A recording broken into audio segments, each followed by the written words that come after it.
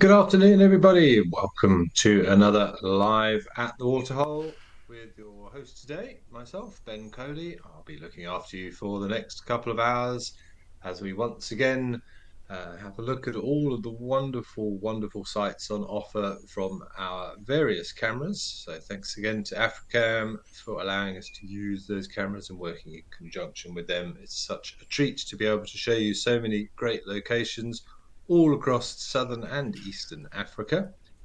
This is a live and interactive show, don't forget. So all of you watching, you can ask me questions, you can make comments on anything that we've seen, ask me anything you like, to be quite honest.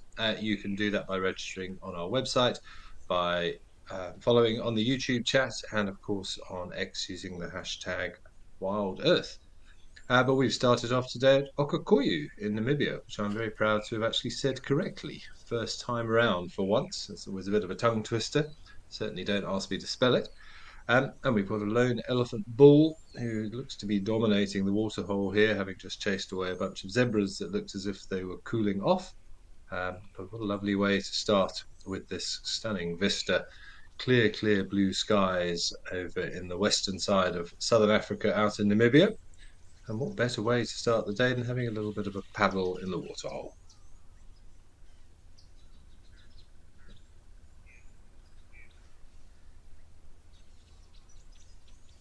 So we're hoping for some exciting action today. I don't know if any of you were able to join us yesterday, but we did have a lot of fun at Cat-Eye Pan in Olifants West Game Reserve, where we were treated to a beautiful spectacle of a big herd of elephants who spent a long time down at the water there with a little tiny baby who was frolicking around and generally making all of us smile to the point our cheeks were hurting. A young female elephant. We had some amazing close-up shots of her slipping and sliding in the mud and having a drink, and we were marveling at her still pink ears and fluffy hair all over her body. I was thinking about it more yesterday, and I honestly don't think she was much more than a month old in hindsight. And we did also get a brief glimpse of a couple of lionesses that were on their way down to drink until one of the big bulls in the group decided that their presence was not invited and ushered them off into the tree line. Unfortunately, we didn't see them again, but that was very, very exciting to see my first lions on a live at the Waterhole show. But who knows what today is going to bring.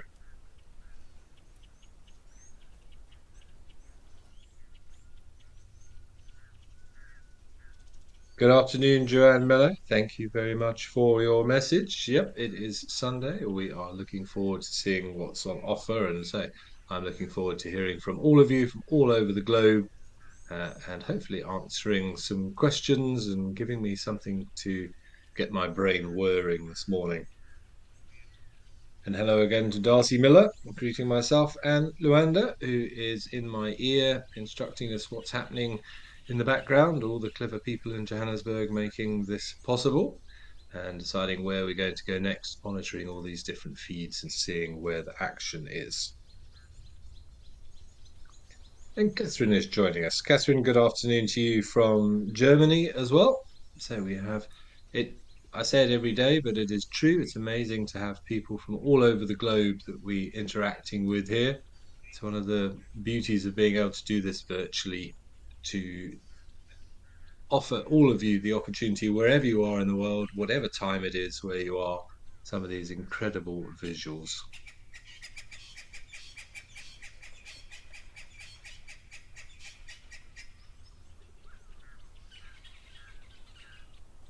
Okay, let's have a quick look and see what's in store for us according to the weather today.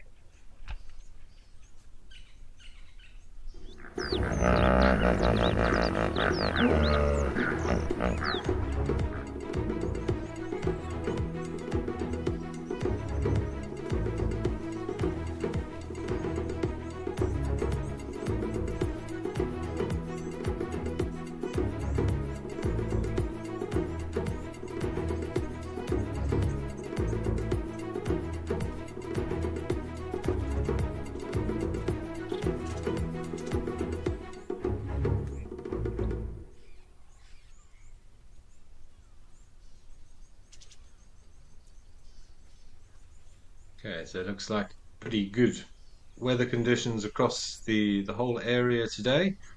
In the high 20s, low 30s, around about what we would expect for this time of year.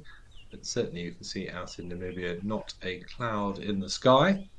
And nice to see some elephants. We do spend some time at Ukukuyu, and there's always general game around, zebras and wildebeest and springbok and impalas.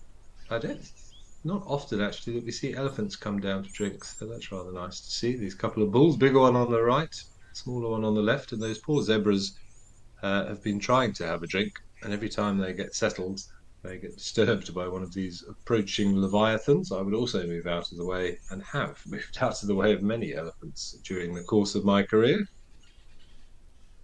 Quite an intimidating animal up close. Mercedes Bean, you're joining us as well. Greetings to you. And yes, happy Sunday Fun Day. Absolutely.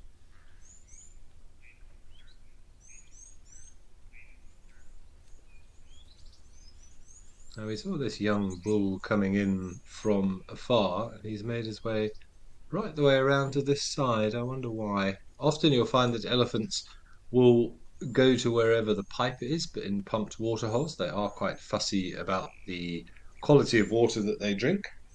And if there is water being fed into a water hole, they will almost always congregate around that pipe and pretty much clamp their trunk over the pipe and drink the water directly from where it is coming in to get the cleanest water.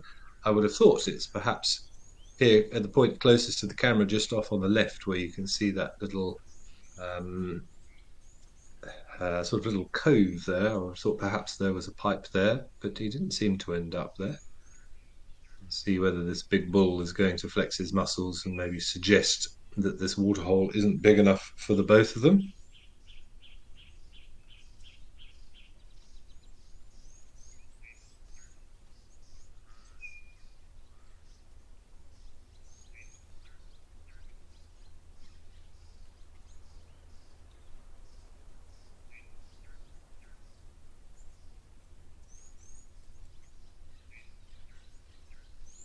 I believe that Ralph mentioned recently that the elephants will start frequenting this waterhole a little bit more as it gets drier, because it is a permanent source. So the elephants will begin to migrate here and utilize this water a little bit more often during the winter, which would certainly make sense. Of course, that is our dry season.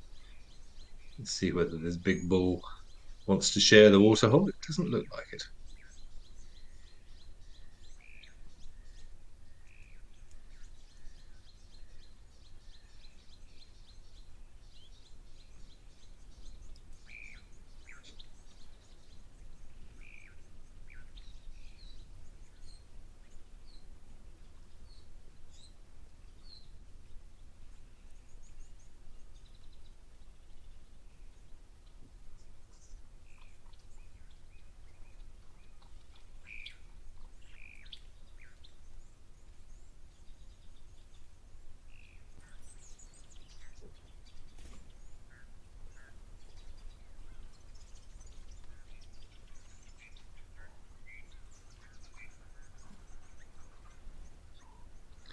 Interesting that this bull just pushed the other one a little further round and now is drinking from the same spot. So whether the pipe is in fact there, or whether that bull is just being bullish and deciding that he wanted to drink where the little one was just for a little bit of muscle flexing, I'm not quite sure.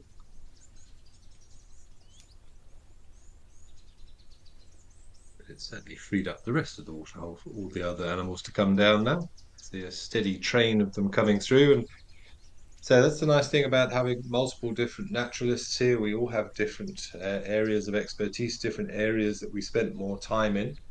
So for you get the benefit of having all of our combined experiences. Say in Namibia, I've spent a little bit of time in Namibia, but not a huge amount, and I've never actually been to Etosha, which is terrible. I really do need to get up there at some point, but most of the time I go to Namibia, it's much further south and west in and around the Sossusvlei area.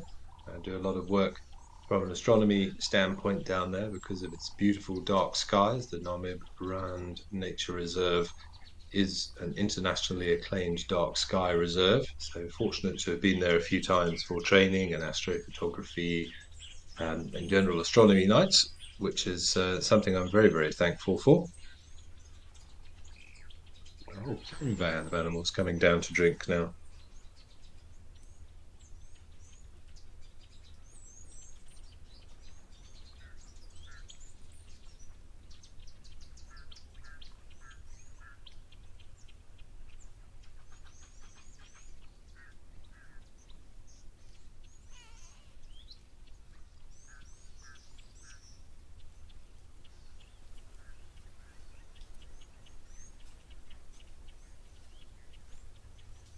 See, Lenny, you're saying that a leopard was recently spotted here for the first time since March 2022.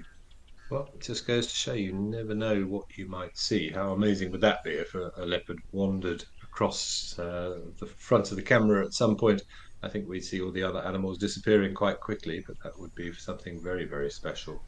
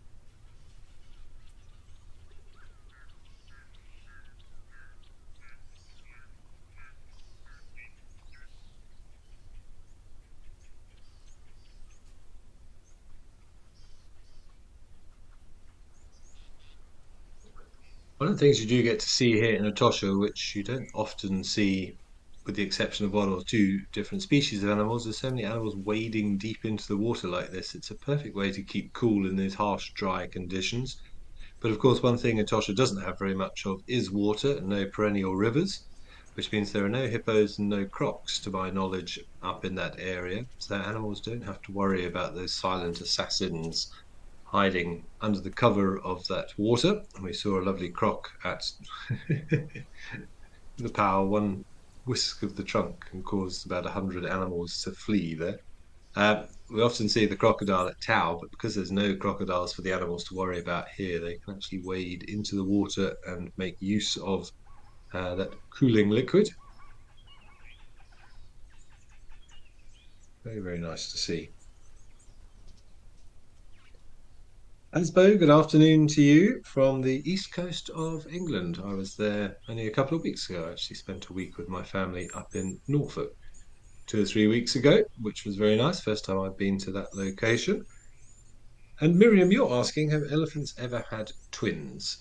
Yes, they have. Amazingly, you would wonder how it's possible to fit two great big baby elephants that are around about 100 to 120 kilograms at birth inside the womb of an elephant, but it has happened. It doesn't happen very often, but it has been recorded. Um, I can't unequivocally say that I have seen an elephant with twins, although I believe that I have. I remember one sighting when I was working at Sabi Sabi down in the southern part of the Sabi Sands. We saw a cow pretty much, I mean, she was part of a herd, obviously, but was separated from the herd at the time, and she had two identically sized youngsters, both of whom were suckling from her. So I'm fairly confident that they were twins. So it does happen, but not very often. That's the same for many animals. It has been recorded in a lot of animals, but doesn't happen very often.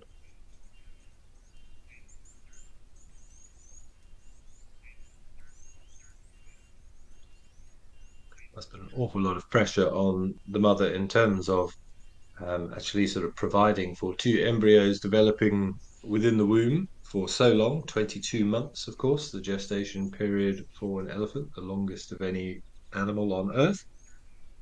And then Sure. Imagine having to look after them as well and produce milk for the two of them. Must be certainly an all-day job for those elephant cows.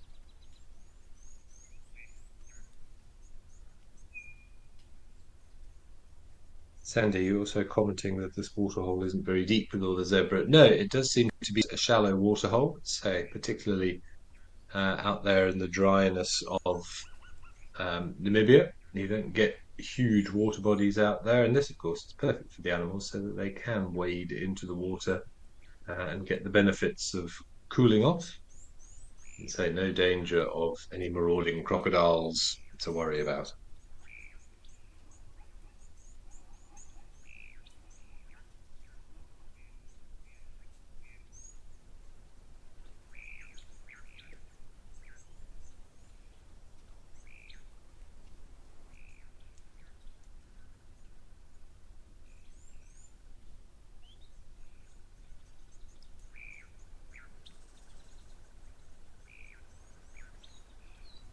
Good afternoon, Dilla, as well, from a very sunny Wales. Well, that's very fortunate for you. I imagine that that is not a hugely common occurrence, but of course, summer in the Northern Hemisphere. We hope for lots more sunny days for you.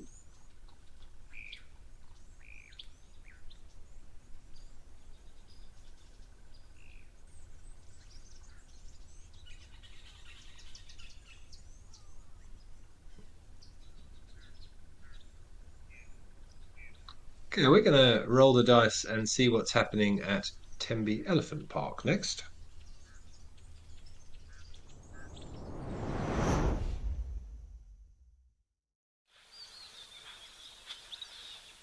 And as the name would suggest, we have some more elephants. So from the western side of the continent, right over to the eastern coast in the province of KwaZulu-Natal, Tembe Elephant Park, and some more bulls busy excavating some of those little pits there, throwing some mud on themselves, all designed to cool down, keep the sun off them, help with those little annoying ectoparasites that get onto the skin. It actually does look as if they're the one on, in fact, both of them, possibly even eating some of that mud. Either that or they're excavating some of the water down there. We use that as a natural filtration process. In fact, it's a nice survival skill to have. You don't particularly want to drink yourself from any of these water holes because that water is quite fetid, lots of bacteria in there. And what you can do is dig along the shore, let the water seep through the soil, and that will remove a lot of the impurities that are gathered in the water there. And if you're going to drink something, that would be the better water to drink. But it does look as if these ones are actually potentially feeding on the soil itself in a behavior that we know as geophagia, which is eating soil, because the soil does have a lot of good nutrients and minerals in them. We know elephants self-medicate, they know if they are deficient in certain things, they will look for them within the soils.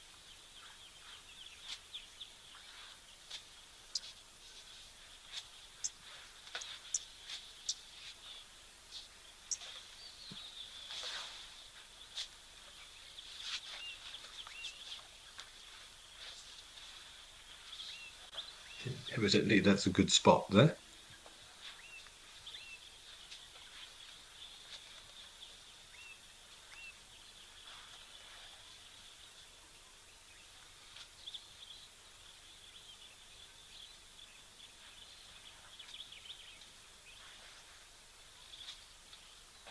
Jan Miller, you're saying you're fine with temperatures in the 70s and 80s. I hope you mean Fahrenheit and not Celsius. But the 90s and above, not so good. I would sort of agree with you. I obviously was born and raised in the UK and I'm used to cooler temperatures. But certainly in South Africa, when it does get up into the high 30s and the low to mid 40s in terms of centigrade, which it can't do during the summer, um, accompanied by some very oppressive 90% humidity or so, it is not easy. You value your air conditioning if you have it. Of course, from a guiding perspective, we don't always have it. I've spent far too many nights in tents and in accommodations where there is no electricity, so you don't even have a fan. and it is rather difficult to get a good night's sleep, certainly.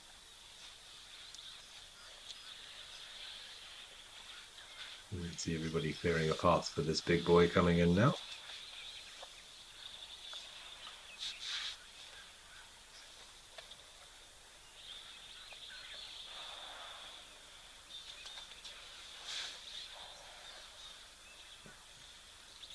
Aaron, you're commenting that the weed is gone and is this a natural occurrence? I assume you're referring to the main part of the waterhole that we can see in front of us here. Um, I don't know, is the simple explanation. Certainly, if conditions or something has affected the plant or if it was to dry up, certainly those weeds would die down. But what you'll often find is that sometimes, I say often and sometimes, probably not, but it may have been a man-made thing that people have got rid of the weeds because too much weed can cause problems in terms of producing too much carbon dioxide during the night time and making that water unfavorable for the other organisms that live in there. So it's possible that the weed was cleared from a man perspective, but I honestly don't know, Miriam. I'm afraid I'm not quite sure how they do that. Every park will have its own conservation practices, removing of alien vegetation, and rehabilitation of those natural areas to make them as fitting as possible for the wildlife within it. Will change from park to park, reserve management system to reserve management system. If it was an alien invasive, I imagine it was very likely that it was removed by people. Things like water hyacinth is a big problem over in Africa, for example.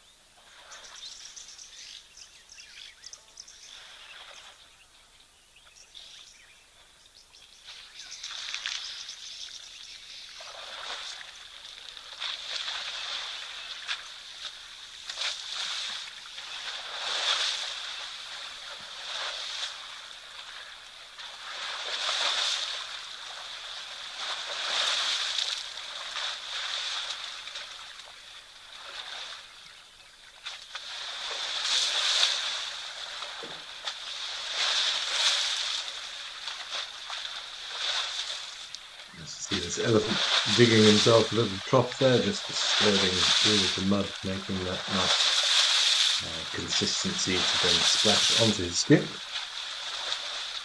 Nice to also see him resting his trunk across one of those rather spectacular tusks a little bit earlier, where around about 150 kilograms, 300 pounds plus the weight of that trunk. Nice to just drape it over one of your tusks every now and again if you can. I'm sure we'll see him splash some of this mud on himself that he's creating at the moment. And this is a very important step for the ecosystem as well. The elephants making these little holes, they'll be utilised by a host of other animals, particularly warthogs. That becomes a lovely little warthog spa bath that he's creating there.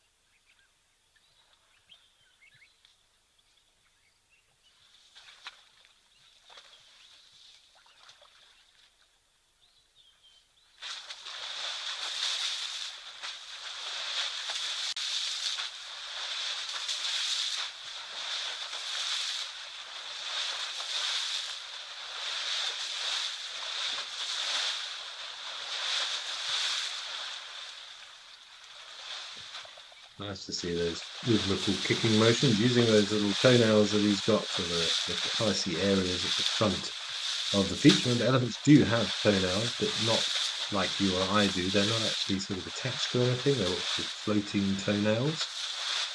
So they're not, they can fall off. It's not impossible to find an elephant's toenail that's come off. I'm not sure whether they grow back. I don't believe they do.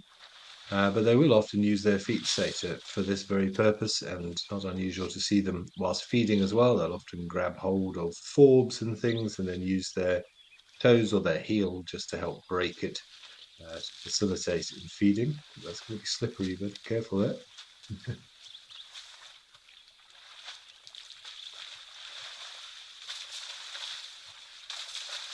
So he's just doing some maintenance. He's going from one little pool to the next. Keep them all open. Maybe the mud is better in here.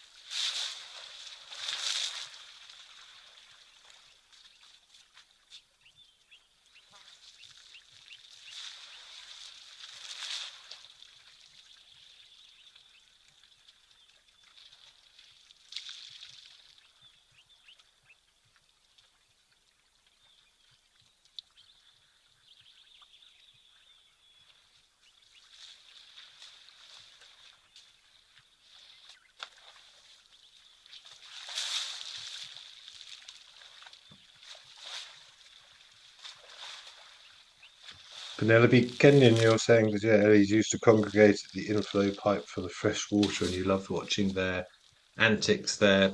I agree, and it happens all the time. I mean, you've got this whole expanse of water to drink from, but they would all cluster around that pipe and cause great problems, certainly. Occasionally pulling it out, arguing over who gets to go first. I've seen it in many, many different waterholes. Not that long ago, I was lucky enough to spend some time up at Punda Maria in the north of Kruger, and they've got a hide there in front of one of the waterholes, which is also fed with fresh water from a pipe. And there are so many elephants in that area, particularly the time of year I was up there. It was just herd after herd that were coming down, and they would just sort of queue up for it. And there was one young male who kept trying to have a drink, and he kept getting bullied out of the way by all the bigger females, any other males that came in, and he wouldn't go and drink anywhere else. He would just wait for his turn, come in, grab a couple of sucks on that pipe, and then be ousted again and have to wait his turn. But I suppose why not? If you know it's a constant source of fresh water, it's worth the wait.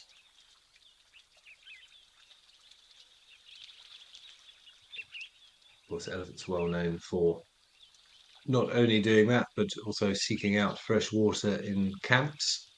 Any of you that have ever been to a remote camp or a tented camp, one that doesn't have any fences, it's the constant fight with elephants. Certainly, when I was at eco training on Korongwe, there we went through a period of, oh, it must have been about 6 weeks. Daily, the elephants would pull out the pipe. In fact, right by my little tent that I had was where there was a join of the pipe. And every single day or night, they would come down and they would destroy the pipe, get to the fresh water, and they'd obviously figured out it was a weak spot. I know before I'd got there, they'd had to cement the entire pipe going from the tanks that ran to the camp. They'd put a line of cement on top of the pipes because the elephants kept ripping out the pipes sort of randomly at connections between the two. But there was a sort of a little junction very close to my tent, so every day when they were in that area of the reserve, they would come down and destroy the pipes there. We tried everything, all these wives' tales about sort of oily rags and chili powder.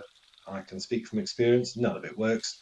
They just remove whatever obstruction you put in the way and do what they want to do. And it just became a standard part of life. We came back from drive whilst everybody was having breakfast, where you fix the pipe, then you had to prime the water, get rid of all the airlock. It added a sort of an hour to the day, but it became just a regular part of the day like any other exercise. Speaking of exercise, ooh, don't trap anything there, buddy.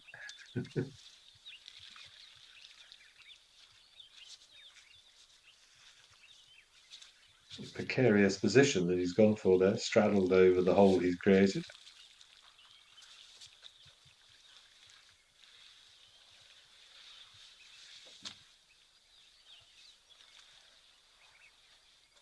Doing a little bit of elephant yoga, having a good scratch, a good stretch.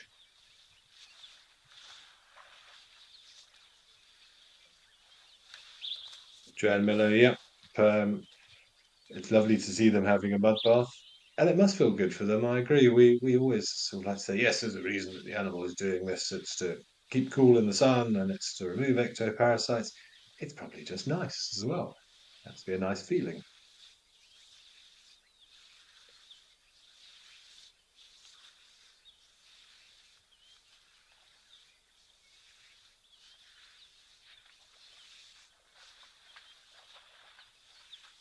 Definitely having a relaxing day. The trunk draped over the tusk, having a good scratch of the extremities.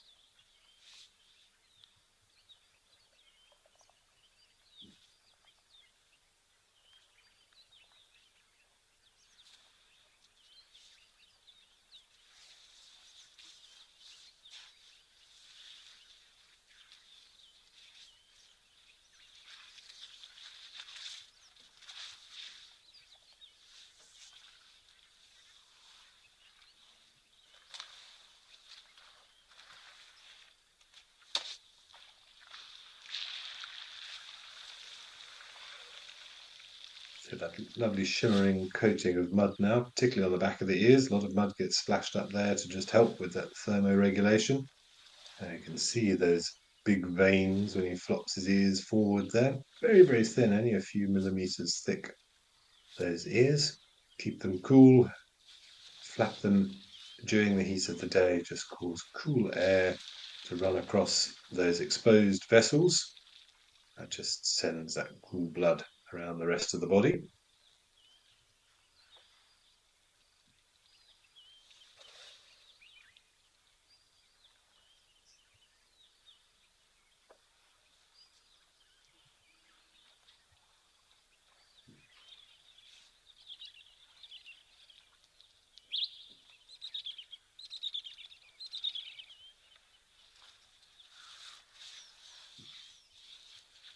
Just seemed to have very itchy legs, this one this morning.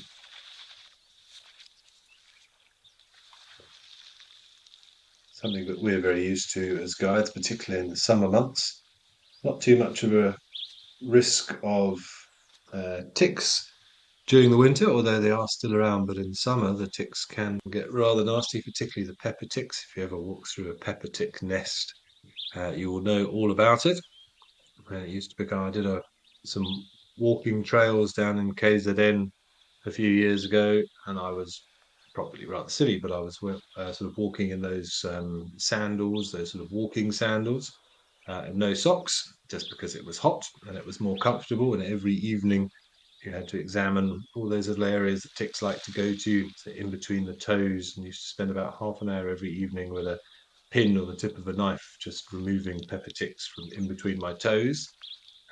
Always a good place to check. The one time I did get a rather nasty bout of tick bite fever was when one got in the sort of the back of my knee, which is one of those areas you sort of forget to check occasionally, and it did get infected, and I was a little bit sick for 3 or 4 days before the antibiotics kicked in. But often they do say that the first time you get tick bite fever, it's best to just deal with it, let your body build up the antibodies, because there is a good chance you may get it again if you're going to be spending a lot of time walking in the African bush. And once you've had it once badly, the next few times, or if you were to get it again, it shouldn't be so bad because your body's built up a resistance. And elephants do get ticks. You wouldn't think it possible. That's incredibly thick skin, but they will migrate to areas of the body where it is thin enough to be able to get their mouthpiece in.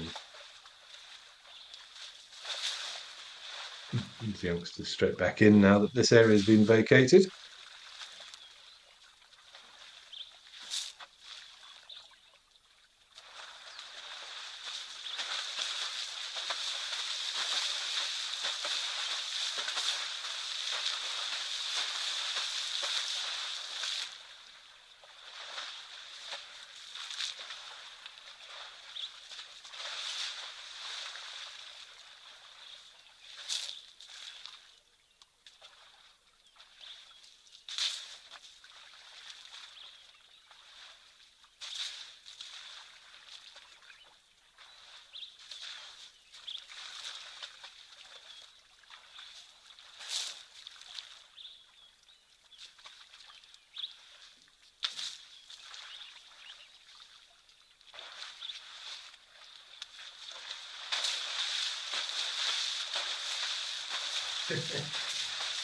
This youngster is certainly being a lot more vigorous than the old boy, making a mess, like a typical boy.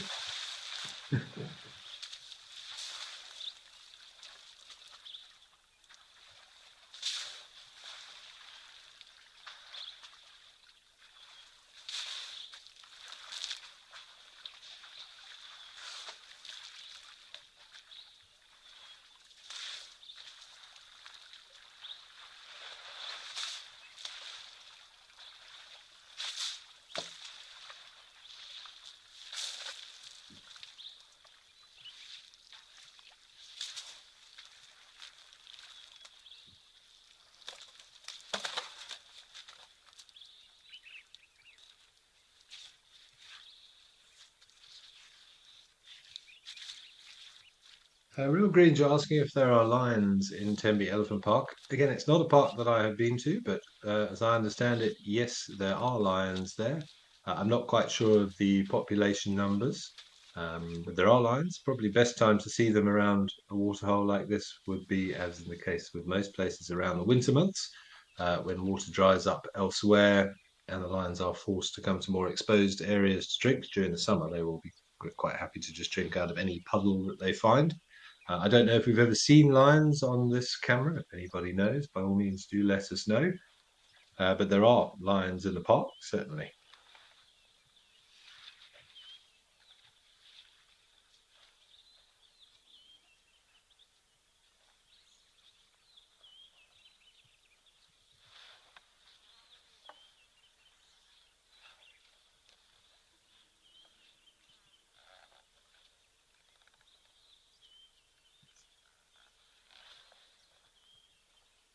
CD's been, yes, lots of bug spray before heading into the bush, although personally I don't really think that bug spray is particularly affected or effective. I think certain people attract mosquitoes and the like, and others don't. But there are preventative measures that you can take for ticks, certainly.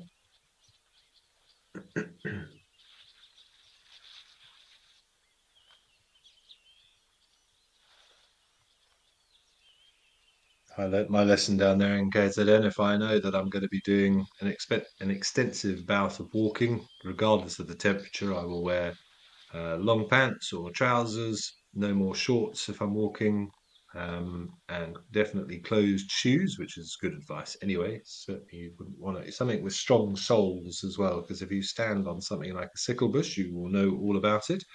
Or go straight through the soles of some shoes if you place your foot incorrectly.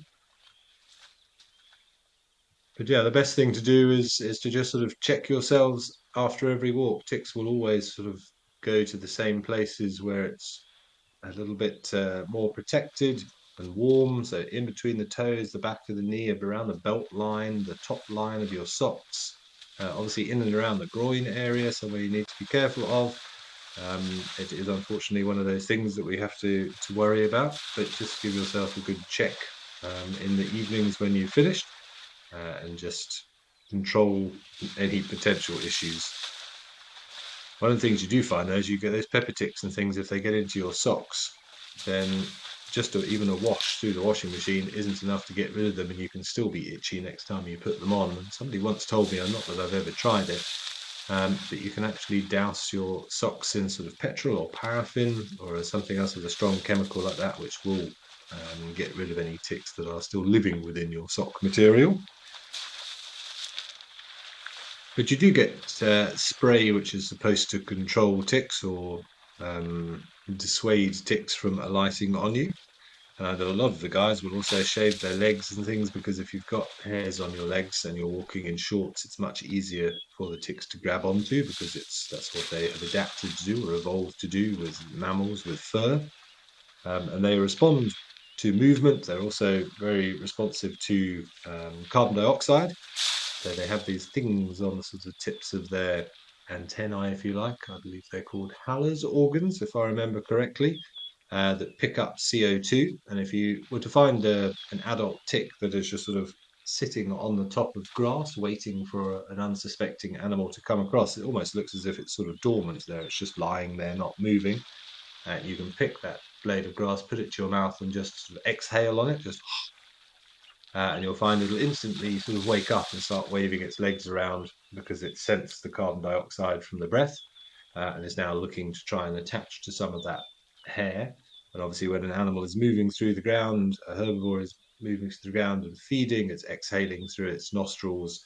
And that's one of the way that ticks will sort of know that there is a potential host approaching.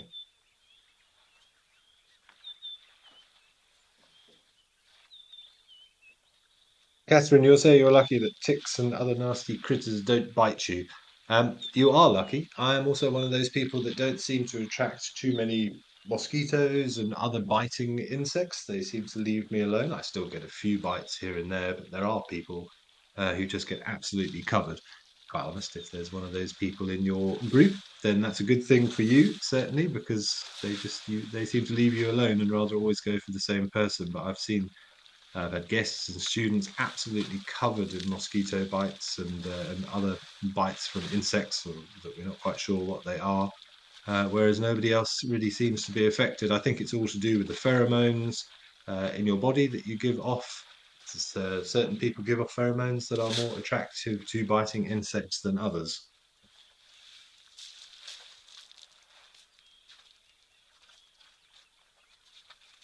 And Kenyon, you're suggesting using Vaseline, yep, absolutely. It's the same sort of principle as having clean shaven legs, less things for the ticks to grab hold of. If you've got Vaseline, that will also create a protective layer between your skin and any marauding little insects. So I think that's always a good idea as well. You had tick bite fever twice, which is unfortunate, but say you can get it multiple times. There are even bouts where it can be recurring, where you sort of feel bad around about the same time of year every year.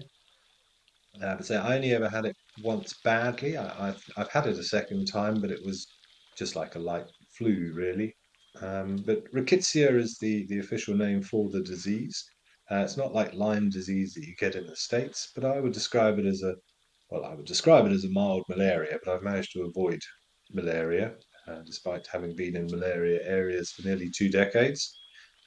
Worse than flu, certainly, and I was just very, very tired more than anything else. Felt pretty horrible, certainly, but that was the thing that lasted longer, was just a lack of energy. I remember when I did start taking those antibiotics, a few days later, I actually felt okay, and I did about 2 hours of work. I was just helping with some building work, and then I think I was so tired I went to bed and slept for 16 hours straight. So it just sort of knocks the wind out of you somewhat.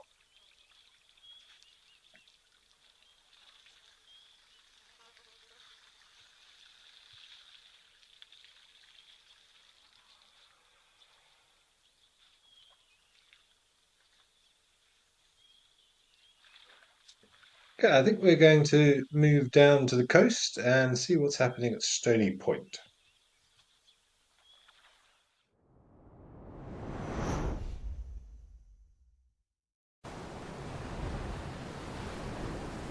We've got a dassie on a nest. Who knew dassies made nests?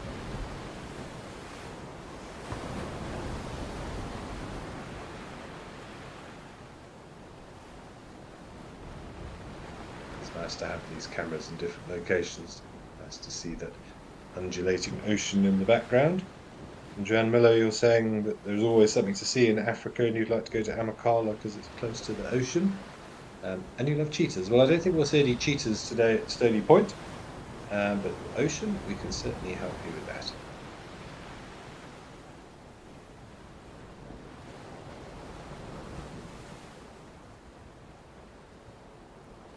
Just in case anybody isn't aware, these little dassies or rock hyraxes, they do not make nests. That is not a nest of a hyrax. And they normally sleep in crevices within rocks in little groups, all huddled together. Very, very cute. They do not control their body temperature very well, so they huddle together for warmth, just like penguins. And they do enjoy a good bask and a good sunbathe, as we all do whilst next to the beach. They're very much enjoying some of the winter sun down there in Cape Town. Well, close to Cape Town.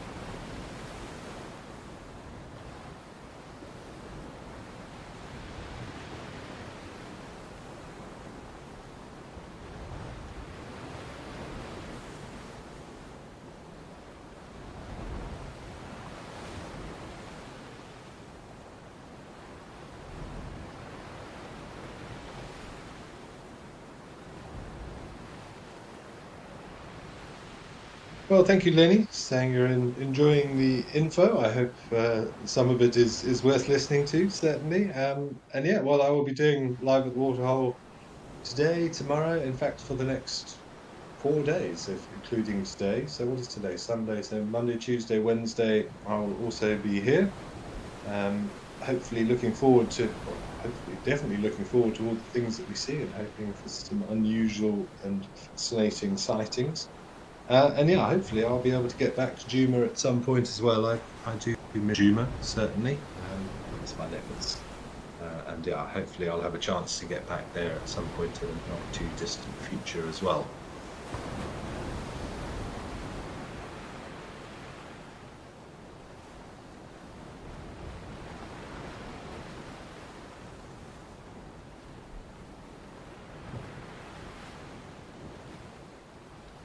Looks like a kelp gull on the right, and a couple of white-breasted cormorants.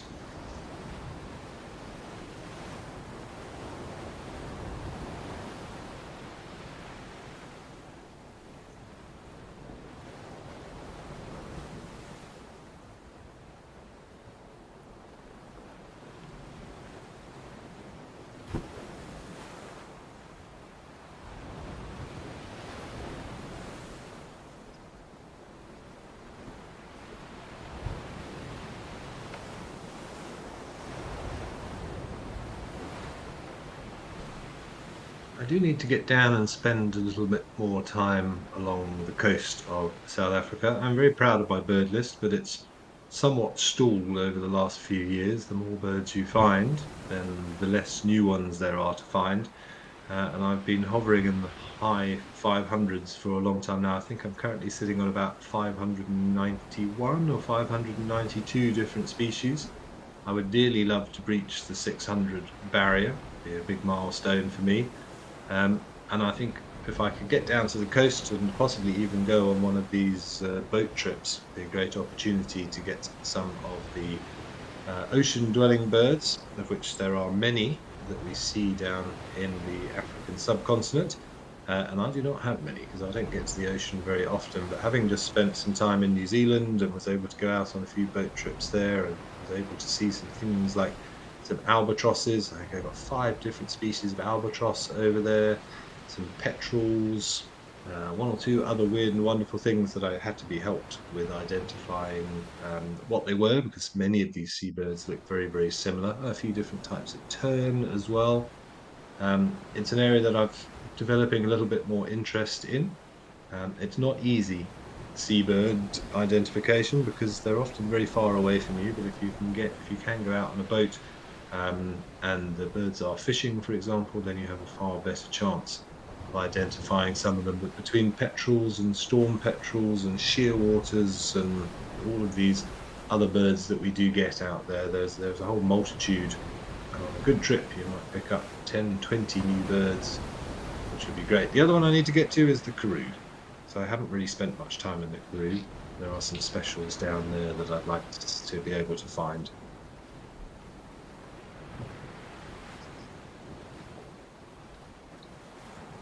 It's quite frustrating walking along the beaches. I've of course been to KZN and have been to Cape Town a couple of times. And you do see birds flying over the ocean, but even with a pair of binoculars, they're often so far away that it's too difficult to discern enough information to split them. You can get it down to a group, it might be a petrel or a shearwater or whatever it may be. Or the terns are also very difficult because we have so many different terns. But subtle differences, you need to be a lot closer.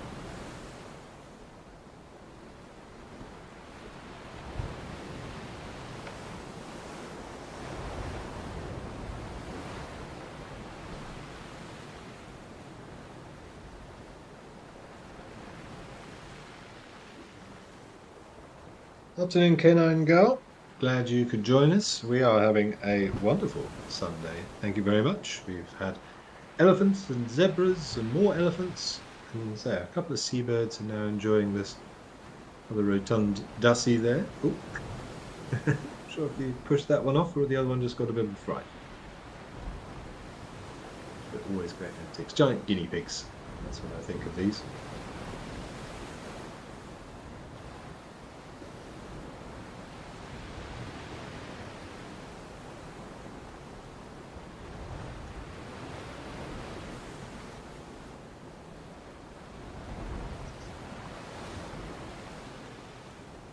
So nice to be able to lie on these rocks as well. These rocks keeping a lot of that residual heat.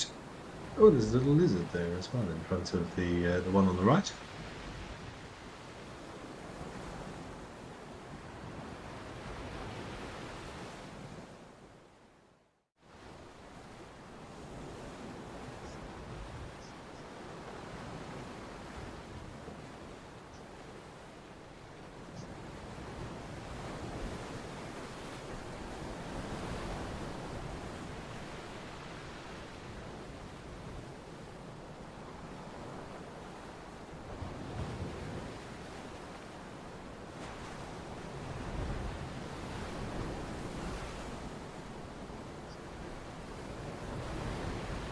Well, that was a nice little visit to Stony Point, something a little bit different. There's that little lizard. Must be one of those girdled lizards. Oh, there he's gone.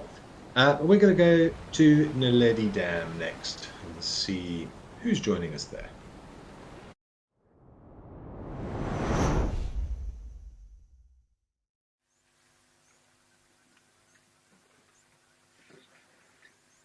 Well, we have some more elephants. One of our mini cameras in Olifants West Game Reserve.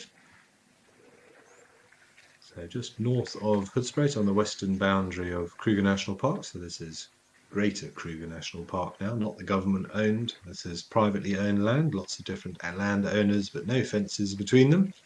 But does constitute the westernmost border of the entire Transfrontier, Limpopo Transfrontier Park. And a perfect example here, somewhere in and amongst that gathering of elephants is the inflow of water that feeds that little dam you can see on the left. Nobody is drinking from the dam. Everybody is trying to get to that fresh water in that little well there. And just see those dark tips to the trunks where they've been dipping them in.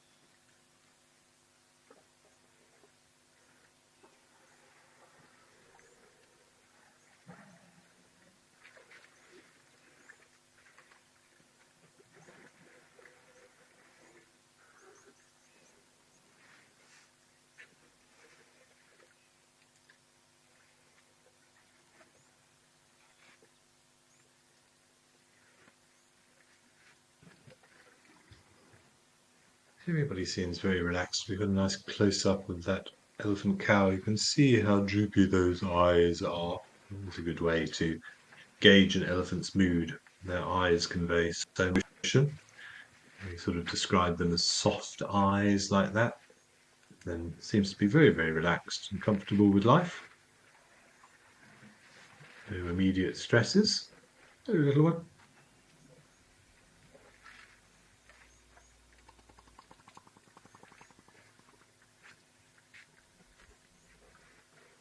See, taking that well-trodden game path there. Interesting always to see them generally walking in single file, taking the path of least resistance, a path that may well have been trodden by elephants for, I'd say, hundreds of years, but this area I don't think will have had elephants for hundreds of years because it is reclaimed farmland. But I remember spending some time up in Mashatu in an area that I really loved there that was called the amphitheatre, this sort of bowl shape of this ancient rock.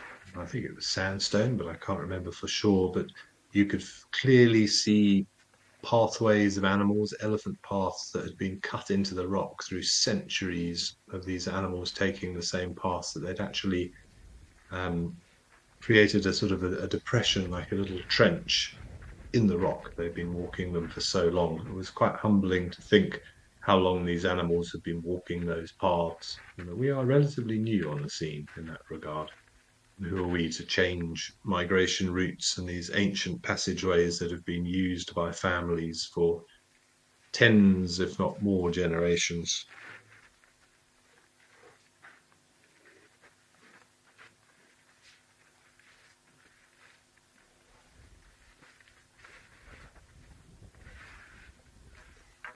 It's also a good thing if you're lost.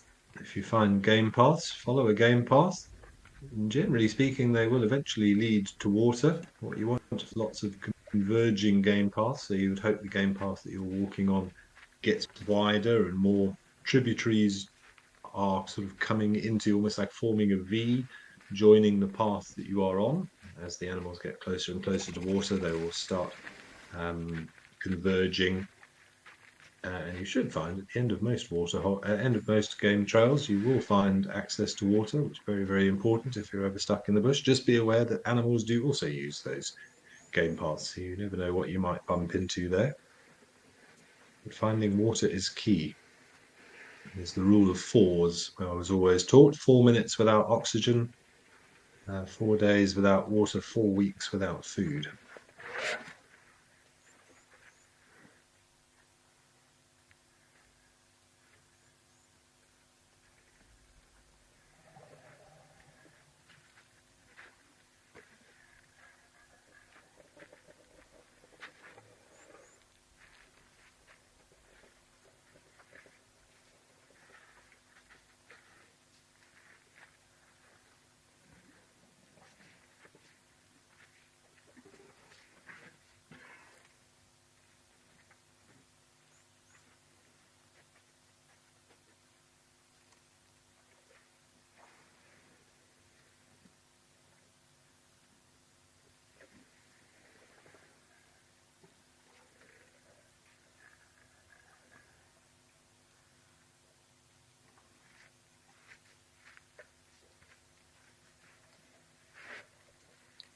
Okay, it seems to be a day of elephants, but a nice little gathering here at Naledi. But we're going to hop up to Zimbabwe now, to Victoria Falls. I believe we have some more elephants up there.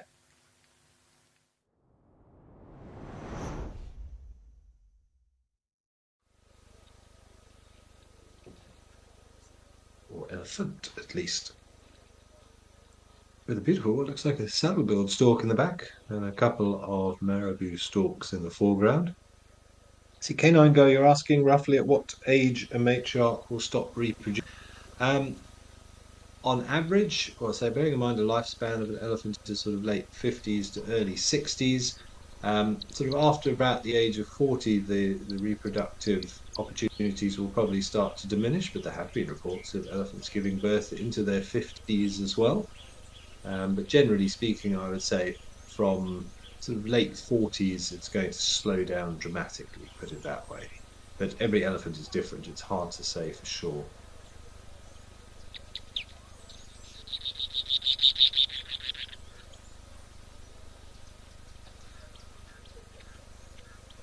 Looks like possibly a little egret there just entering the water. Various different egrets that we do find in southern Africa. Great egrets, yellow-legged egrets, little egrets, cattle egrets. Little egret, as the name suggests, is the smallest, but most easily recognisable by the fact they have black legs and yellow feet. Looks like they've got little yellow trainer socks on.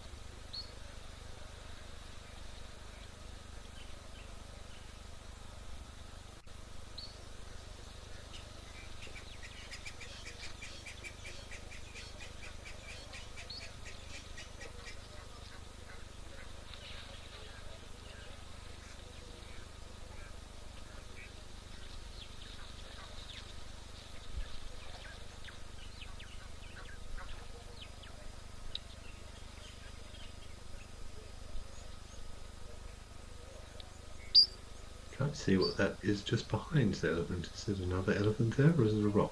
Can't see. Whatever it is moving. Oh, it's a stork. I wonder what that was. Looks like the feathers flapping in the breeze. That got me a little bit confused.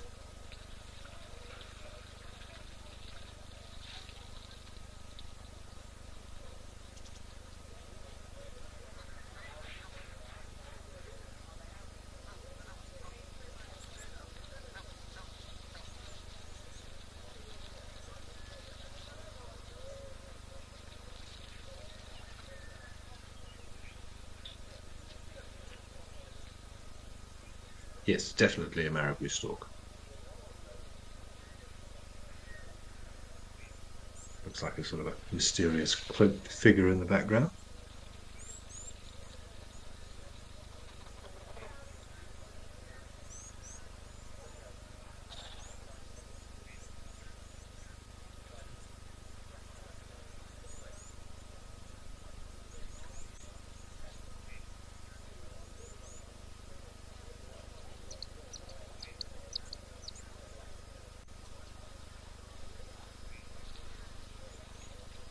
Yes, going back to that question about um, birthing capabilities of elephants. It's still something I've never seen, an elephant giving birth in the wild. It's not seen very often, usually a very sort of private experience, but it only does happen, I would say, on average, once every sort of 5 years or so. If you think about a 2 year pregnancy period, 22 months of pregnancy, and then that little one's going to be very much dependent on mum for another 2 years or so. As a generalized rule, the weaning period, or so how you would say, how long the mother is completely looking after that youngster, is often the same as the pregnancy period. If in doubt, there are, of course, exceptions, but as a generalized rule, you'll find that mothers will dote on their youngsters for the same amount of time they're pregnant for before they become a lot more independent.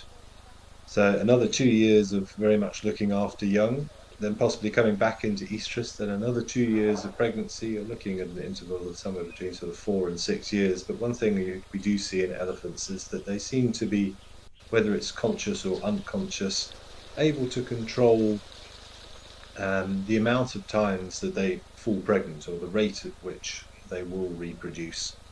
Left to their own devices, elephants are very, very clever at adapting to the available resources.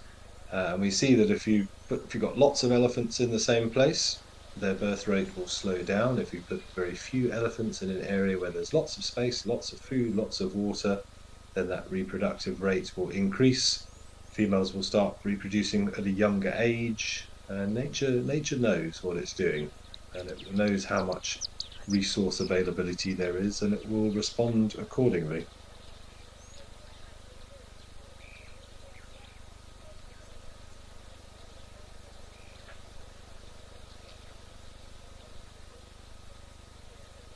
But long may there be lots more baby elephants. They are just the most entertaining things. Anyone who was watching yesterday will know exactly what I'm talking about.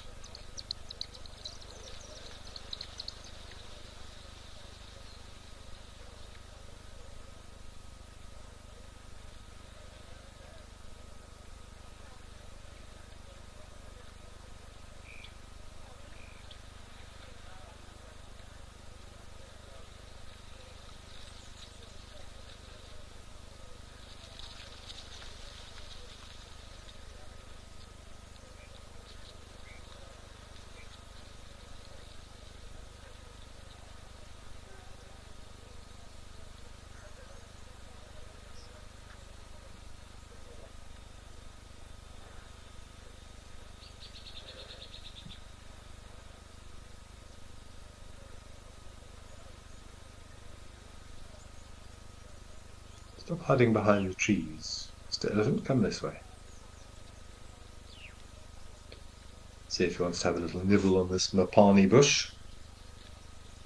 Elephants do like mapanis.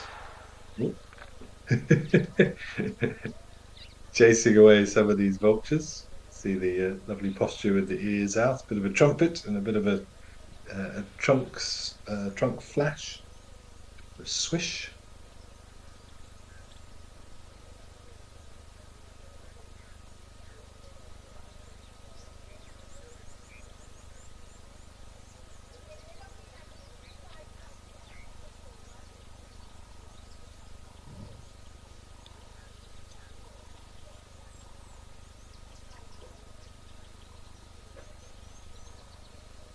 Playing hide and seek with this elephant now.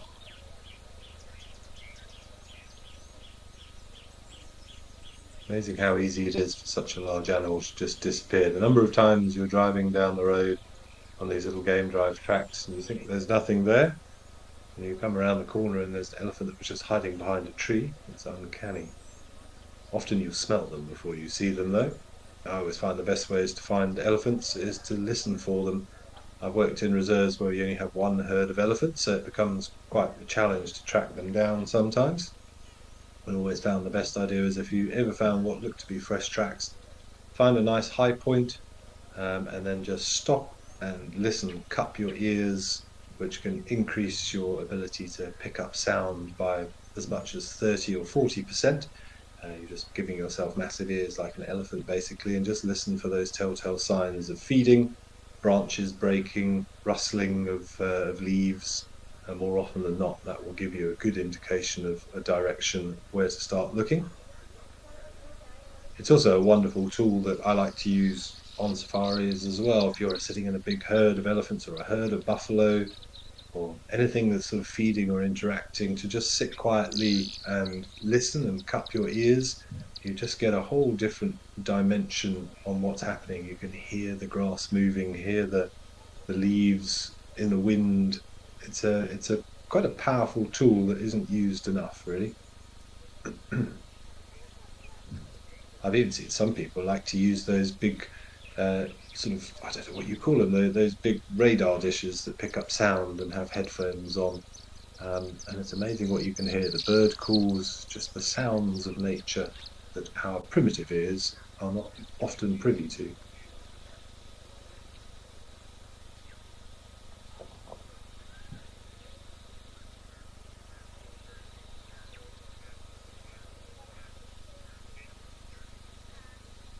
And here we have a group of what has to be, it pains me to say it, but I still believe it's true, the world's ugliest bird. The undertaker that is the marabou stall.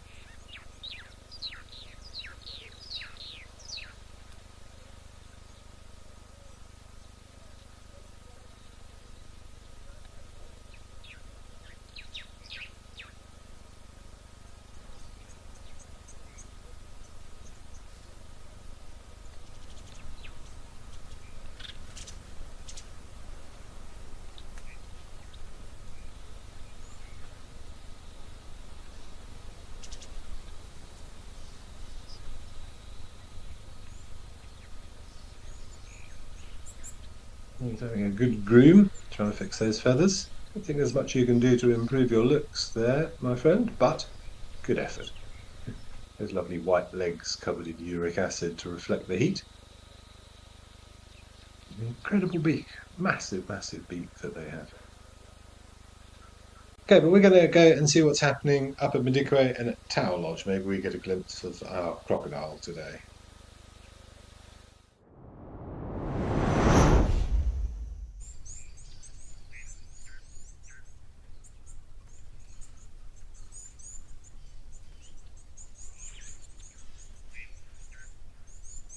Well, no crocodile there, but yet more elephants. Be nice if these two are having a bit of a face-off.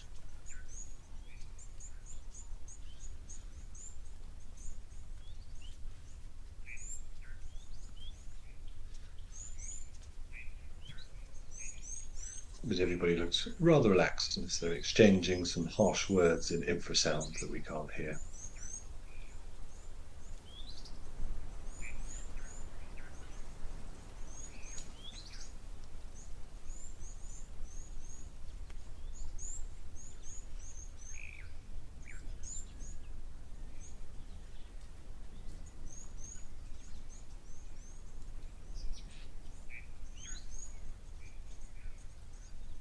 Neil, is this one on the left? Looks like the Leaning Tower of Pisa. Looks like he's about to topple over sideways. Oh, there we go. Rightened himself.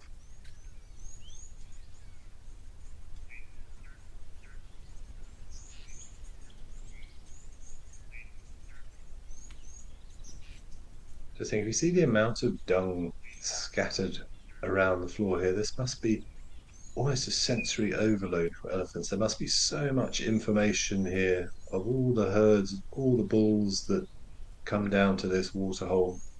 If you would want to, there's so much information of different elephants that could be picked up here. I wonder if that's what that one was doing. He had his trunk in his mouth at the moment. I wonder if he was analysing some scent but they definitely look as if they're on a go slow.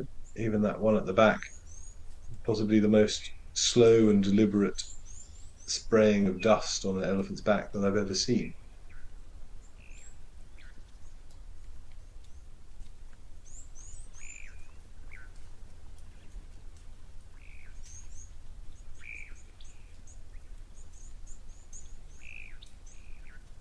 Looks like a lot of effort today.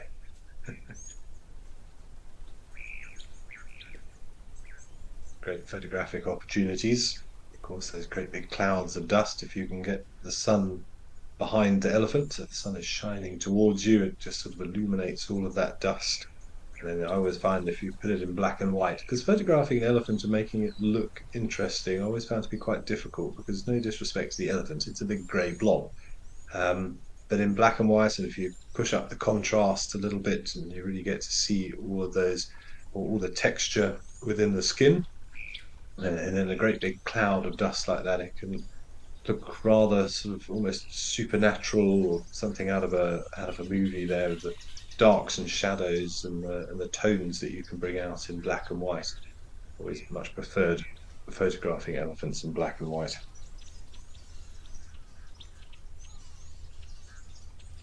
Or at sunset, get them doing that at sunset and you get that beautiful orange glow through the clouds of dust.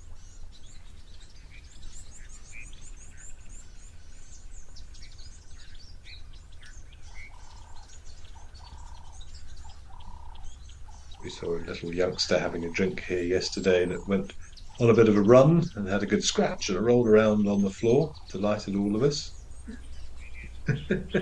depositing dust in the ear. And Canine Girl, you were also commenting, baby elephants are just the best, cute, curious, and have crazy little trunks. They do. Trying to watch them get to grips with that trunk can be hilarious at times. They try and copy the adults, the way that, particularly in the winter when it's quite dusty, they pick the grass and then flick the grass in a way to try and get rid of a lot of the soil off the roots. And those youngsters trying to copy the adults, and then they lose control of their trunk, and it swirls around like a helicopter. Bits of grass get dropped and fly out in all directions. The youngsters get very frustrated. It is good fun watching them trying to deal with their appendage. It takes a good couple of years to learn the muscle control.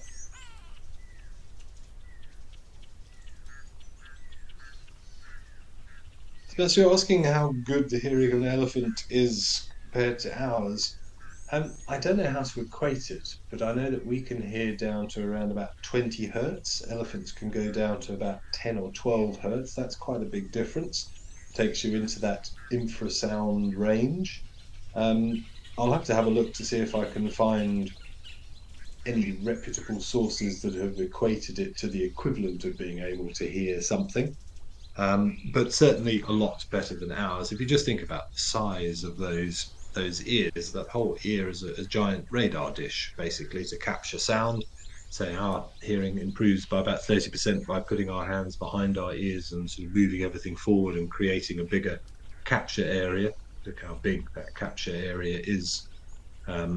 For an elephant, it just shows you how much more sensitive to sound they are. And then, of course, there's the whole um, idea of this infrasound creating sound waves that travel through the ground, and the elephants can pick up those vibrations through their feet and interpret that sound as well. And that allegedly can travel over tens of kilometers. I've heard 40, 50 kilometers as a figure that's been thrown around as to how far these infrasonic rumbles, these vibrations can be heard by other elephants.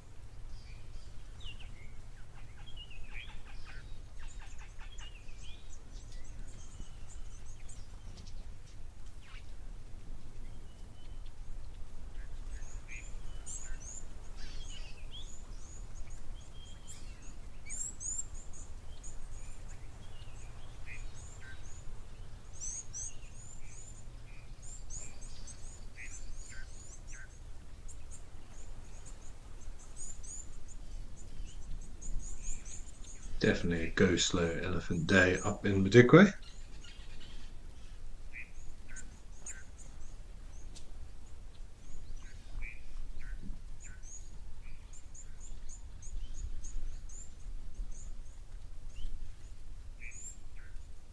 Speaking of hearing, there's something I remember reading a little while ago about frogs, just to go off on a bit of a tangent. They have a very unusual way of hearing sometimes, or a way that their physiological, the way their body is put together to do with their skeleton, the same way that our ears, we have little bones that vibrate to help translate those sound waves into information for our brain.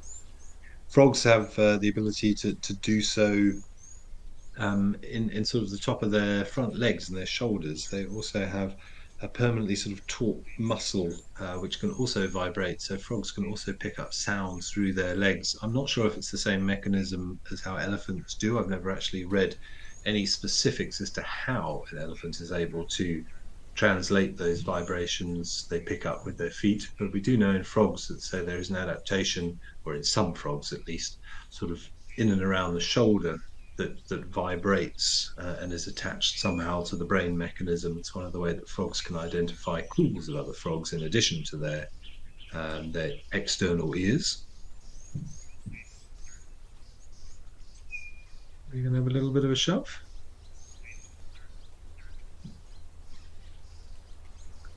Nice little embrace.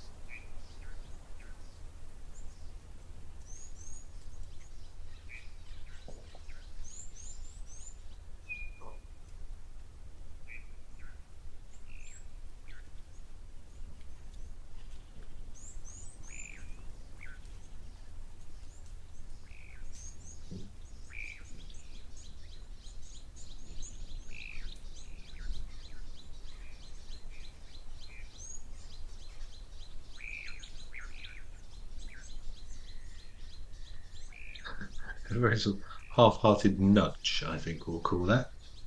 But nice to see a little bit of, I can't even use the word clash, a bit of a head rub.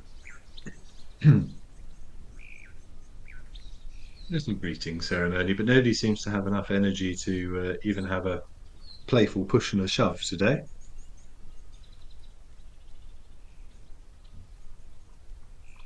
If that seemed like too much effort, now we've got to stand motionless again.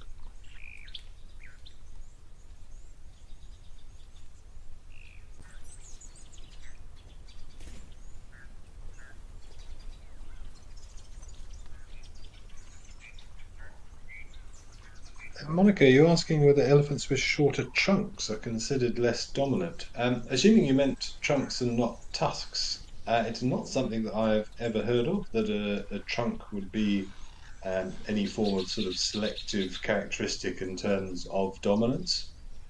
And even then, just having big tusks is not an assurity of being dominant. A lot of the time, it is psychology. Those elephants that have a little bit more bravado and are able to back it up will do better.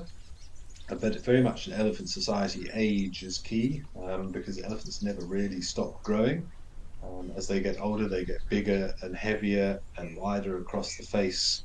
And a lot of it, of course, is done in terms of the hormones that they're giving off, the smell that they produce when they are in must. That contains a lot of, I suppose you could say, intimidatory information. I've never heard of anything with regard to the length of a trunk, or ever noticed anything. Most trunks, to me, unless they've had an accident, like having one caught in a snare and lost somewhere, I've never noticed a huge difference. It's also dependent on how they carry their trunk. They can extend it almost double the length that we can see at the moment if they need to. It's very elasticated.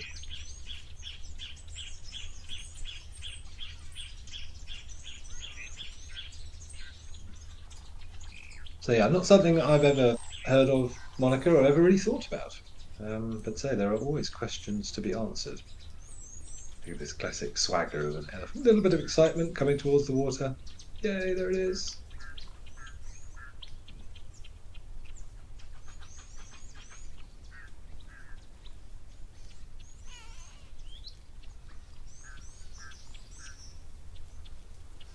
So the only time I've ever really noticed, say, an elephant with a short trunk would be if it has been lost in a snare. So that time when I was up in Bafuri, we would see an awful lot of elephants which had damage to their trunks because of the subsistency poaching for this that was going on up there. Lots of snares, unfortunately, and elephant trunks do get caught in them, and they can cause nasty damage.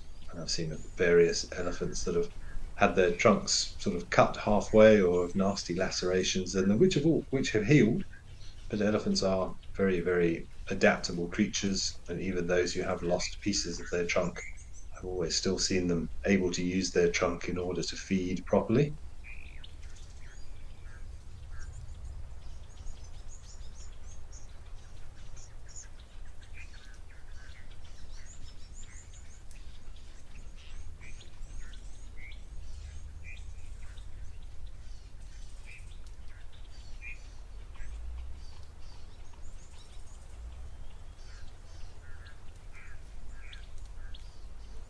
I do remember seeing one quite regularly in the Sabi Sands many years ago, and it was one in a herd who had very much just sort of half a trunk left. One of the nostrils had sort of fused over because of the scarring tissue, and you could hear that elephant often before you saw it because of the way that sort of a snoring sound, this vibratory sound happened when she was breathing. But she seemed to be unaffected. Obviously, it helps if you are part of a herd structure which does look after you, so you don't get left behind. But she'd found ways of feeding. Would often feed on the taller grasses, where she could just sort of usher the grass into her mouth more than anything else with what was left of her trunk. Often saw her feeding on and around termite mounds. It's better quality grass there because of the good soil quality produced by the termites. It was also just more at head height, so she was almost able to graze a little bit more like young elephants do before they've got proper control of their trunks. But she would just go to areas where the grass was at a much higher level and able to just sort of use the trunk, wrap around the top of the grass and pull it towards the mouth. So very adaptable things. Sad to see, but impressive to see them get over that adversity.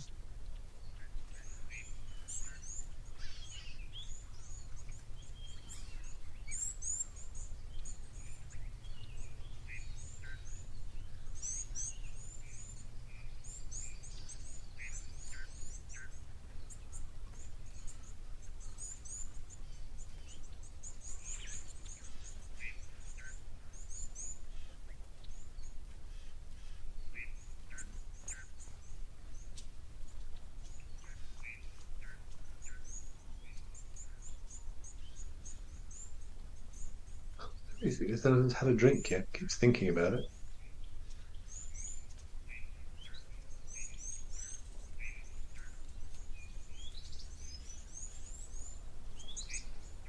Oh, Dark Main Lover, that's a question that I'm just not qualified to answer, I'm afraid. Where in Africa has absolutely no snares whatsoever? Probably areas where there are absolutely no people whatsoever would be the simplest answer to that. I don't know if such areas exist, unfortunately.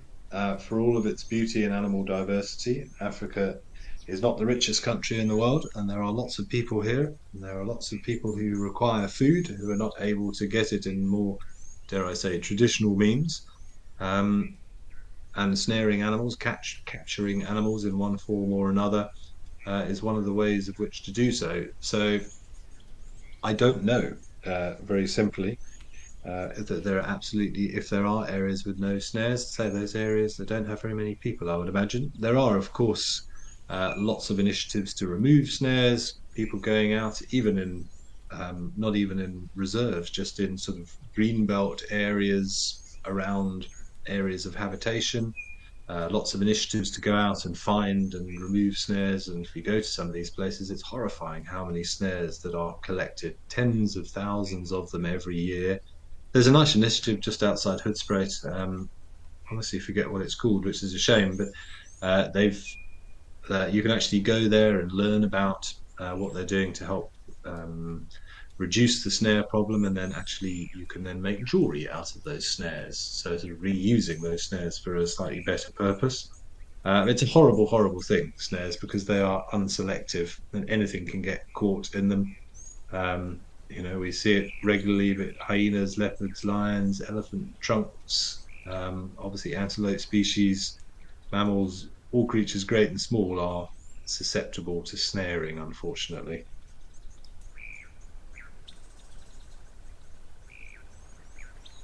And I mean, you're also asking whether elephants are terrified of mice. I think the simple answer is no. They are not. Not more so than anything else. There have actually been some studies done on this and people trying to verify whether or not it's true. I don't know where this whole idea ever came from of elephants being scared of mice. From what I know and from what I've seen of experiments being done, it's not the fact that it's a mouse, it's a small thing moving quickly around their feet that catches their eye that gives them a bit of a fright. Elephants, as big and as impressive as they um, are susceptible to getting a jump or to getting a fright every now and again. So I don't think there's any truth in it. Maybe the occasional one is mousophobia or something similar, but no official truth as far as I know.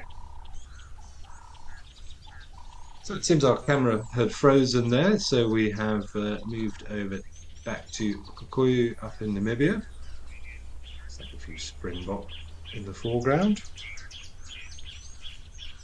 Okay, well, Elson, you're in Perth, Australia. Well, greetings to you. Wondering what would be in those hills behind the elephants we were just looking at up at Madikwe.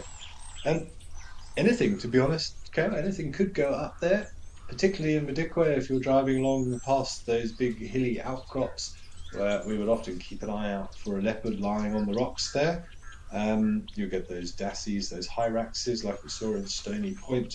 Um, but you also do get any other animals that could frequent those sorts of areas. The antelope species, klipspringer, would be another one to look out for, a little antelope which is very much designed for life on little rocky outcrops for appropriate foot structure to help them leap between the rocks. And a whole host of smaller things living in the crevices up there. But honestly, anything could go up there. I've seen even elephants go in the most ridiculous of places that you would never think it would possible to find an elephant on the top of a rocky outcrop like that. Yet you'll find dung up there. If they need to scale those heights, they can do. But really, if I'm going to stop at a one of those outcrops, be it at Madikwe or in the Kruger Park, we have what are called those koppies, those little mountains of rocks that we find. Always a good idea to stop and scan with your binoculars in the hope of finding a leopard or a klipspringer or something a little less seen up there. Little oases of protection as well.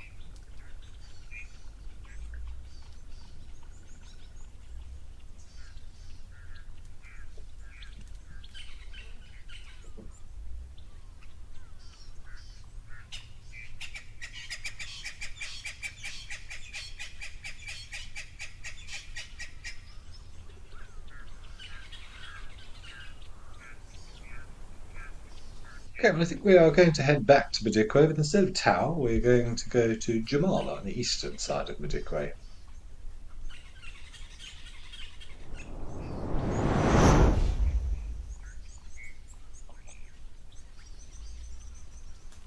Ah, spectacular. And some reflective giraffe.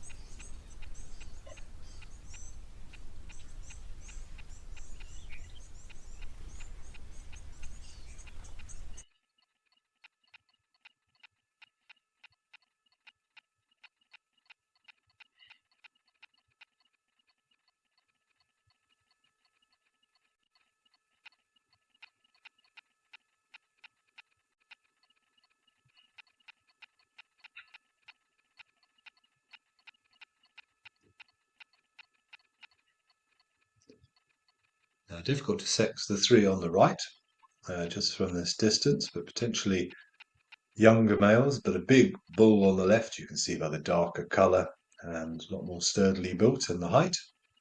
This is not a giraffe coming in from the right, but again, look at that beautiful reflection. These other three are beginning to move out of the way. I think this bull's considering a drink, but he may wait.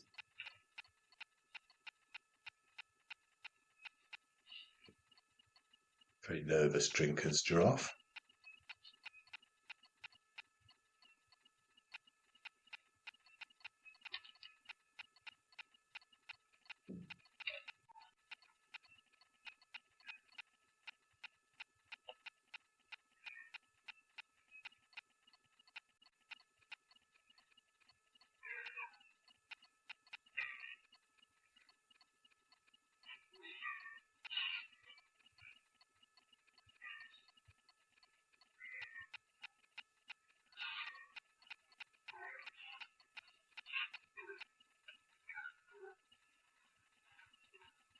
I think these are all young bulls by the look of it. It looks like the ones on the right might be able to see sort of penile sheaths under the stomach, but it's hard to tell from this angle, from this distance, but definitely a big male having a drink now with a darker coloration.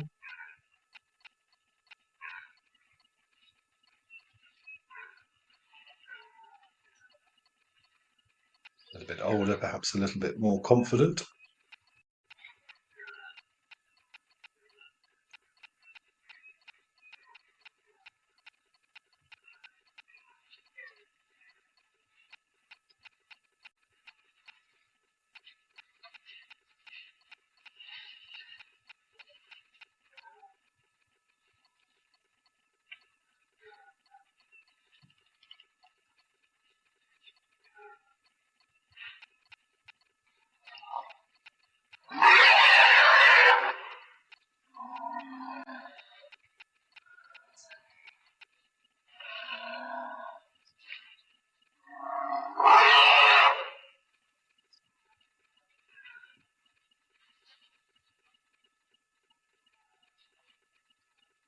Yeah, I feel this elephant is just proving a point there.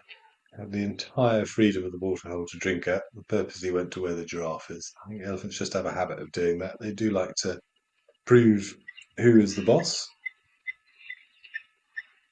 Oh, a big herd coming in. You can see all the dust, the excitement as they start rushing towards the water. The giraffes may have to wait their turn.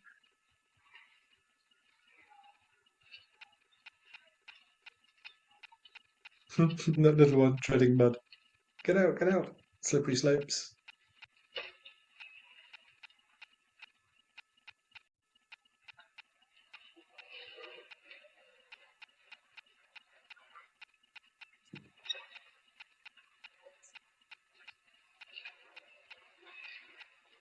It's swim time for the little ones.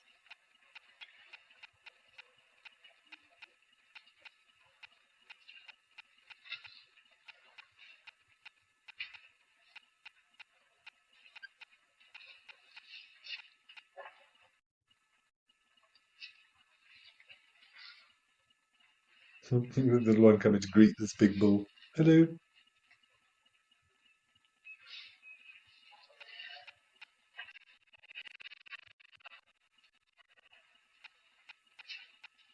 I'll be just like you when I grow up.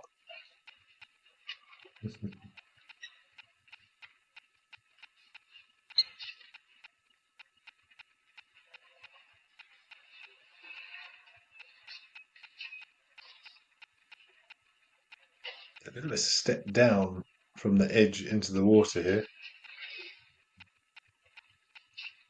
Let's see if, so he like slipped in.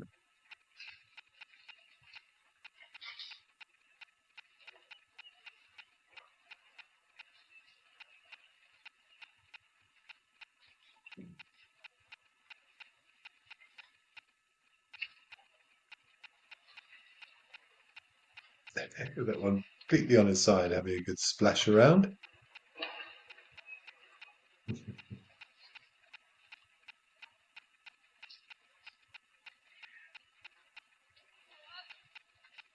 Sheer delight.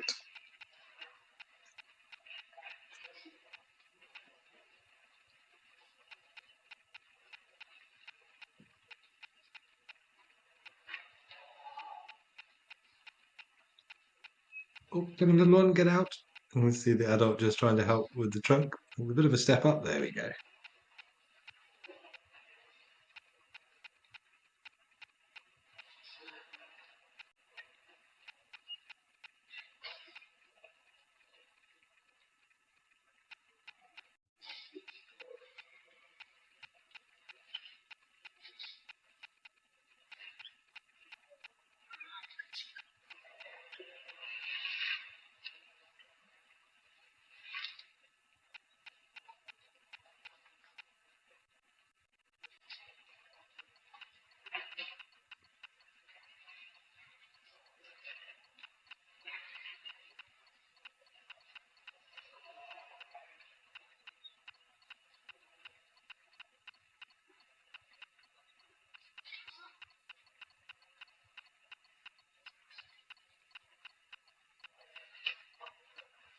It says almost completely submerging himself. Put his snorkel up every now and again.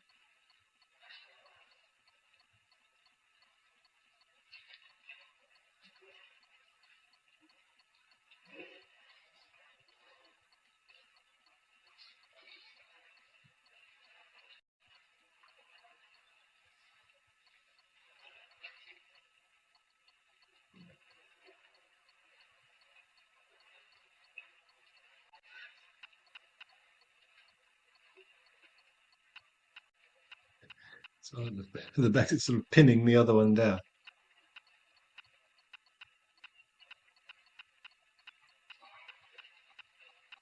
Everybody having a great time in the mud.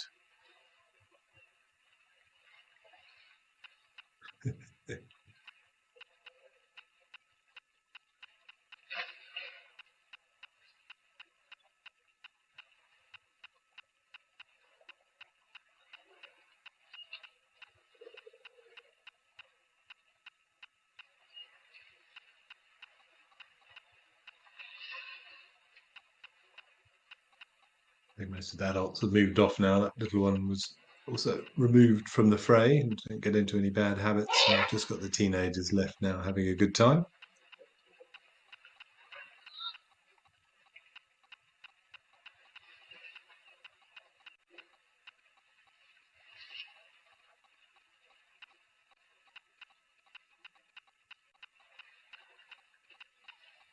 Sandy, you're loving those little Ellies. Yeah, aren't we all?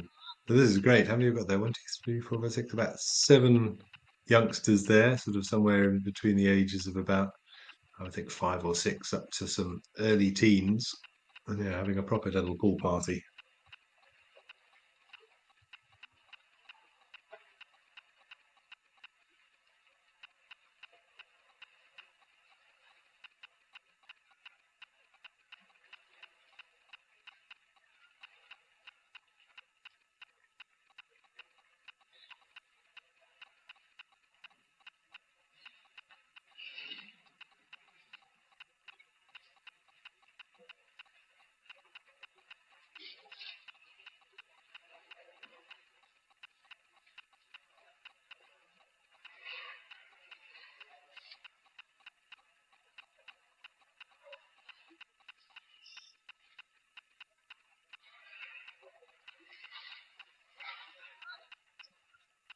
There's still a couple of little ones in there. I didn't see them in amongst the rest. There's one on the sides just having a proper lie down. Occasionally you see a trunk popping up.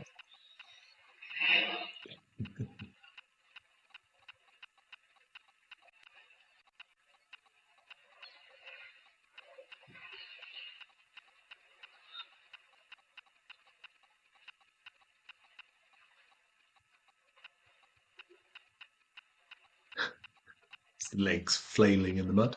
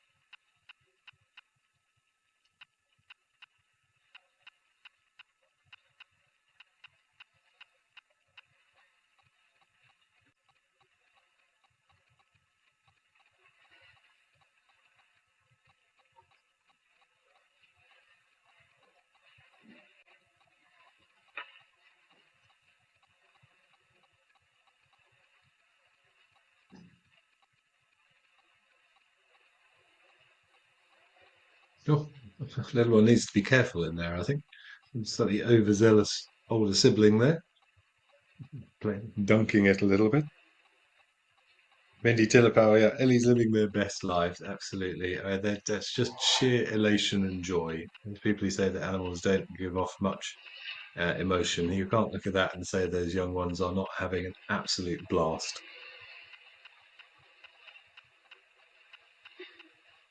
But somewhere in the middle of those three there, where's that poor little one?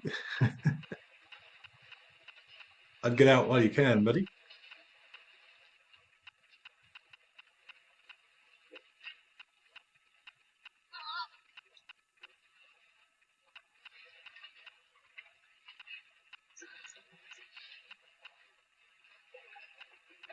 Well, that was pretty special to see.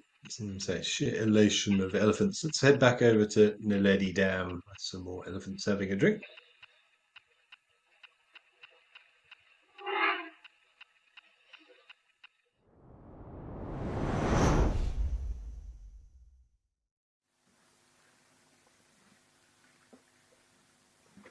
So, clustering around that little well full of fresh water.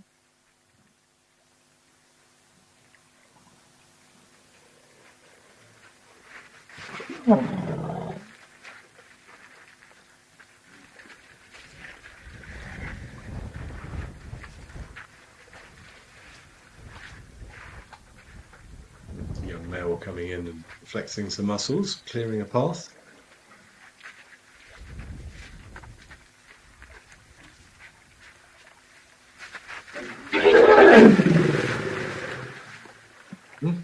It's to learn how to share a little bit better, I think.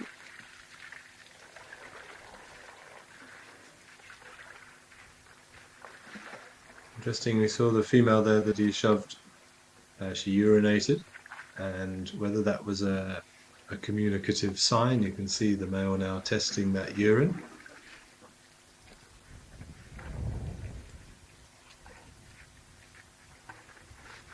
Let's say not a big dominant male, this one. Not, dominant male is not really the right terminology, but not a reproductive status male, really, looking at the size of him. You don't normally get that until you're maybe about 30 years old in elephant society. He needs to be a little bit careful flexing those muscles because there will be a bigger elephant than you.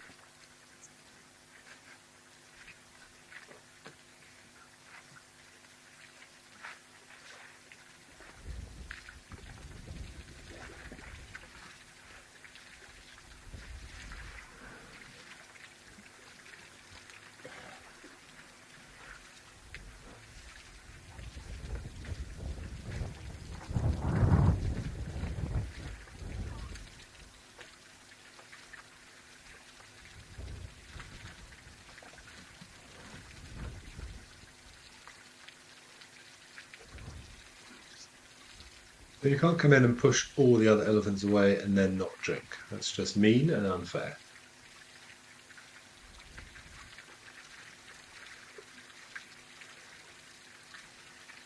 This makes you wonder whether there was a sensory scalding included in that female's urine. He looks a little bit sheepish all of a sudden.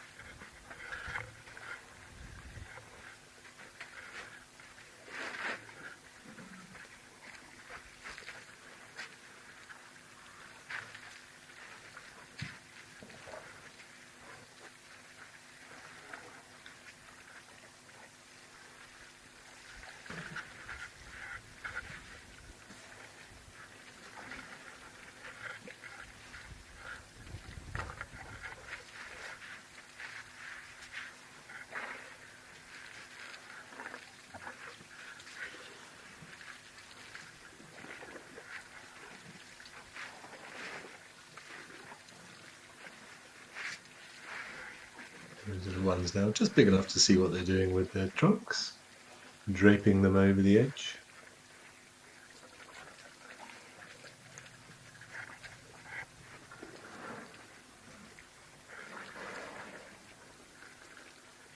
Then comes another male who's A little bit bigger. He's going to restore a bit of order, I think, bulldozing his way in.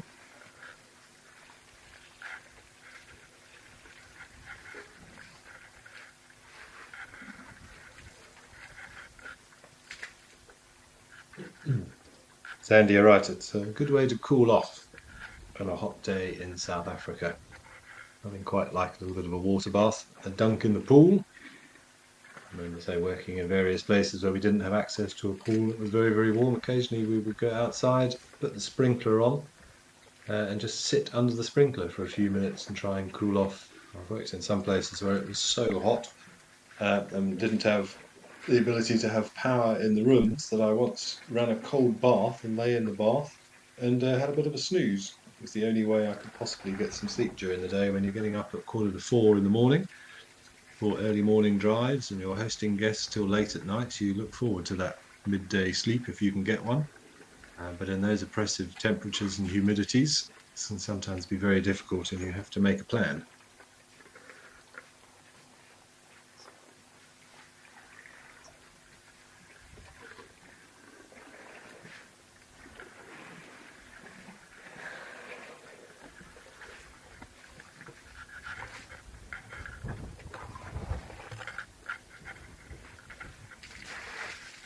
Even sometimes having a fan isn't enough, to be honest, because all it's doing is blowing hot air on you.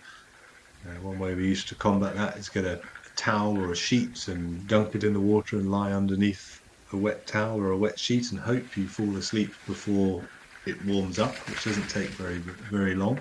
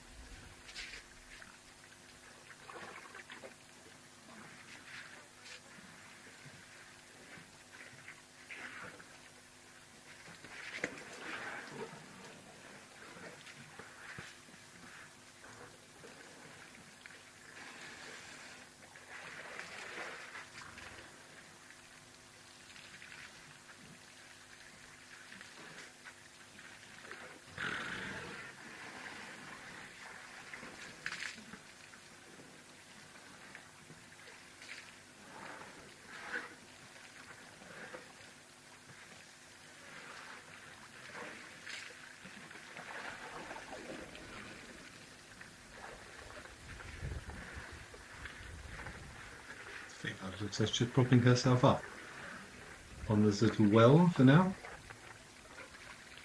She's been waiting patiently in the wings. I know she's obviously got some of the overflow water there that she's having a go at.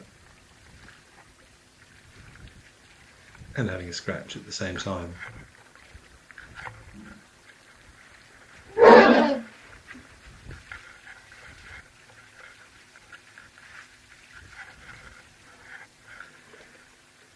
Young female, for assuming that is her calf, body language would suggest it. I would think that's very much her first one. You can see how much smaller she is than this big female on the left. Likely her first one. So probably in her mid-teens. But we're almost out of time. There's only a couple of minutes left, but it's definitely been an elephant-packed day. And I think the highlight of the day for me was that little pool party we just saw at Jamala Waterhole, with that little group of youngsters having a proper roll around in the mud, some of them almost completely submerged, ducking and diving and jumping on one another.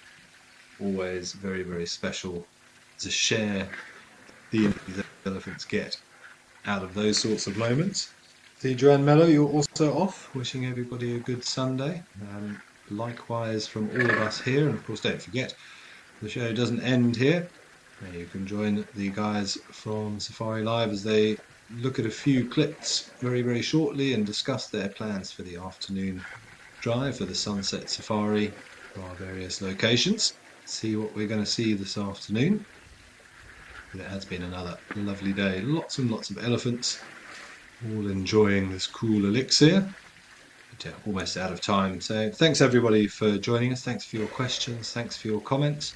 I'll be back again tomorrow at 12:30 Central African time, and we will do it all again and see what else we can find. But have a fabulous Sunday, whatever you're doing.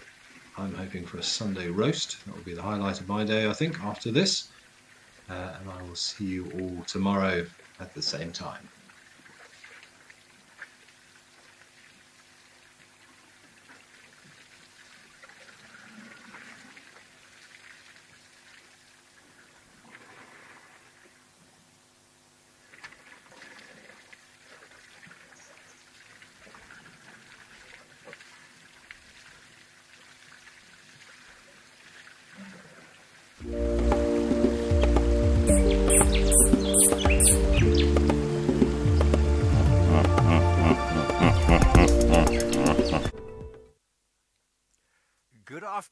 Good afternoon. Welcome here to the Tent Juma Private Game Reserve. My name is Steve. I'm joined over there by Paul, and this is On Safari.